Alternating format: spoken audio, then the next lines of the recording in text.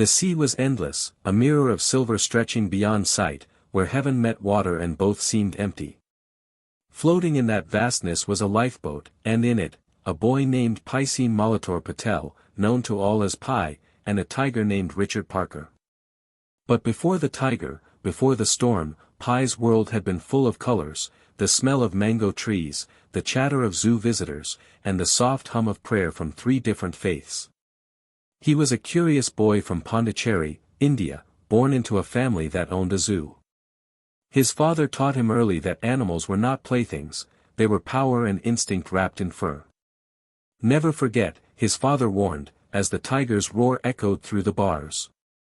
Richard Parker is not your friend. But Pi was a dreamer, and a believer. He was Hindu by birth, but also drawn to the beauty of Islam and the love of Christianity. To him, faith wasn't about division, it was a single melody sung in different languages. His heart held temples, churches, and mosques all at once. Then came the decision that changed everything: his family's move to Canada. His father decided to sell the animals and start a new life across the ocean. The ship that would carry them, Simsim, left the Indian coast one monsoon evening, its decks filled with cages and crates, lions, orangutans, zebras, and more. Pi stood at the railing, the sea breeze wild in his hair, dreaming of adventure. He did not know that adventure would come, cruel and unforgiving. It came at night, a fury that shook the heavens. Thunder cracked open the sky, and waves rose like mountains. The Simsim groaned under nature's wrath. Alarms blared, crewmen shouted, and water gushed through the lower decks. Pi ran to the deck in terror. The rain was sharp as glass, the wind howling like a beast. He saw lights flicker and vanish, heard screams swallowed by the storm. The ship tilted, once, twice, then broke apart with a sound like the world ending. He was thrown into the black water. When he surfaced, gasping, clutching debris, he saw chaos, containers floating, animals crying in the dark. He found a lifeboat drifting and pulled himself aboard, shivering and weeping. Lightning flashed, and in that brief light, he saw what shared the boat with him: a zebra, bleeding and frightened, and a tiger, struggling to climb in. Richard Parker. Pi screamed and leapt into the sea again, clinging to a small floating oar. All night he drifted beside the boat, watching as the storm raged and the tiger disappeared inside. When dawn came, the world was silent. The ship was gone. The sky was empty. Only the endless ocean remained. For the first days, Pi could barely think. He watched, trembling, as the tiger paced inside the lifeboat. The zebra lay dying. Then came a hyena from under the bench, snarling and cruel. The boat had become a cage of nature itself, prey and predator locked in battle.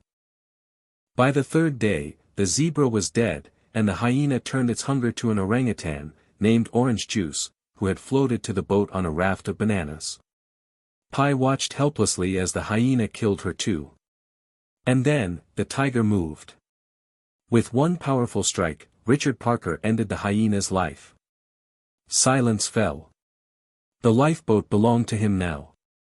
Pi realized he would have to share this fragile world with a 450-pound Bengal tiger. If he ran, he would die. If he stayed, he would die. There was only one choice: to tame him. He built a small raft of oars and life jackets, tied it to the boat, and lived upon it, just far enough to avoid the tiger's claws. From that shaky perch, he fished, prayed, and watched the horizon for ships that never came. Days turned to weeks, weeks into months. He read the survival manual, rationed water, and studied the tiger. Whenever Richard Parker growled, Pi blew a whistle and rocked the boat violently, showing dominance. Slowly, impossibly, the tiger began to tolerate him. A strange peace formed, not friendship, but coexistence. Time blurred. Pi learned the rhythm of the sea, when the sun burned and when rain became a gift. He caught fish and turtles, shared scraps with the tiger, and prayed every sunrise. Each prayer was a whisper of gratitude, not for comfort, but for life itself. Sometimes, in the long silence, he spoke to Richard Parker. "You keep me alive," he said once, watching the tiger's amber eyes. "Without you, I would have died long ago." There were moments of beauty, flying fish leaping like silver rain, sunsets painting the sky in fire, stars so close they seemed to breathe. But there was also despair. Storms. Hunger. Madness. Once, he found himself talking to an imagined man on another raft, only to realize later that he had been speaking to the echo of his own loneliness. After 227 days at sea, Pi saw land, a floating island of algae, green and glittering in the sun. He dragged the boat to shore, collapsed, and drank fresh water from pools. Meerkats scurried around him. At night, the ground seemed to move. He discovered that the island was alive, carnivorous. The pools turned acidic after sunset. Human teeth were embedded in the trees. The island, like everything else in nature, was both giver and taker of life. He left. He and Richard Parker set sail again, weak but alive. One morning, the waves grew calm. The air smelled of soil. The boat hit sand. Mexico. Pi fell to his knees, too weak to cry. Richard Parker leapt from the boat, walked into the jungle without looking back, and vanished into the trees. No farewell. No gratitude. Just instinct returning to the wild.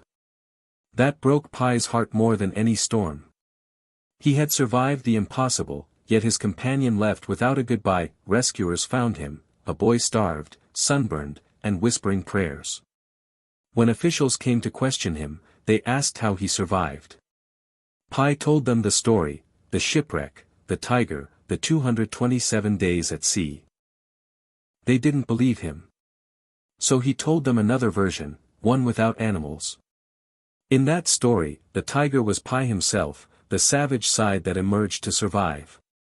The zebra, the hyena, and the orangutan were people. Horror replaced wonder. When he finished, he asked quietly, "Which story do you prefer, the one with the animals, or the one without?" The men looked at each other and said, "The one with the tiger." And Pi smiled softly. "Thank you," he said. "And so it is with God."